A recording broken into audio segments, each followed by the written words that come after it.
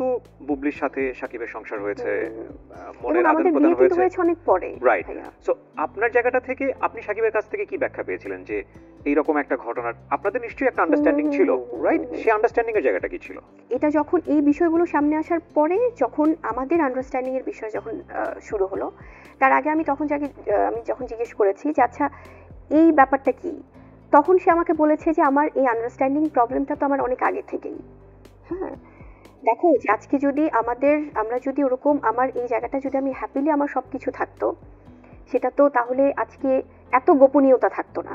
আমরা হয়তো অনেক সময় বলি যে ক্যারিয়ারের জন্য আমরা অনেক কিছু গোপন করে যাই, কিন্তু ক্যারিয়ারের জন্য হলেও কিবরিয়া ভাই যেটা হয় যে মানুষের আপনি তো অ্যাজ এ হাজবেন্ড তো আপনার দায়িত্ব পালন করবেন, অ্যাজ এ ওয়াইফ তো আপনাদের সম্পর্ক ঠিক থাকবে, তাই তো? যে আমরা হয়তো বা ক্যারিয়ারের জন্য আমরা মানুষকে জানাচ্ছি না, বাট হাজবেন্ড ওয়াইফের তো একটা আন্ডারস্ট্যান্ডিং থাকে। এবং আমি যখন তাকে জিজ্ঞেস করেছি যে তাকে বলা হয়েছে যে আমি যদি বেবি নেই তাহলে আমাকে ডিভোর্স, আমাকে সংসার না হলে বাচ্চা, দুটার একটা চুজ করতে বলা হয়েছে। তো সেখানে আমি বুবলি না ভাইয়া, আমি আজকে যে জিনিসগুলো ক্লিয়ার করছি যে আমাকে অনেক সময় অনেকে সংসার ভাঙার জন্য দায়ী করা হয়, অনেকে করেন, সবাই না, যারা একটু বেশি আবেগপ্রবণ হয়ে যান আমি তাদের উদ্দেশ্যে বলছি। তো যেখানে সংসার এবং বাচ্চার মধ্যে দুটো বেছে নিতে বলা হয়েছে, সেখানে আমি বুবলি কোথা থেকে আসলাম?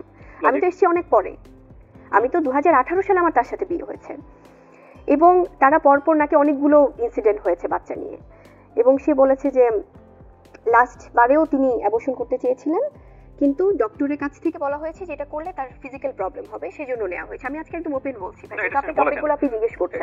আমি এটা বলছি, তো এখন তাদের এতবার অ্যাবর্শন হচ্ছে, এতবার প্রবলেম হচ্ছে এবং এতবার শর্ত দিচ্ছে যে, এবং কোনো একটা ভালো আন্ডারস্ট্যান্ডিং এর সম্পর্কে কোনো হাজবেন্ড ওয়াইফ তো তার আরো বেবি চাইবে, যে আমরা সংসারে আরো বাচ্চা চাই।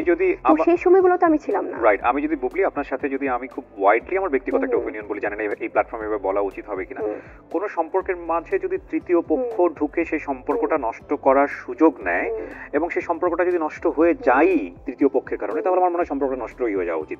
কেন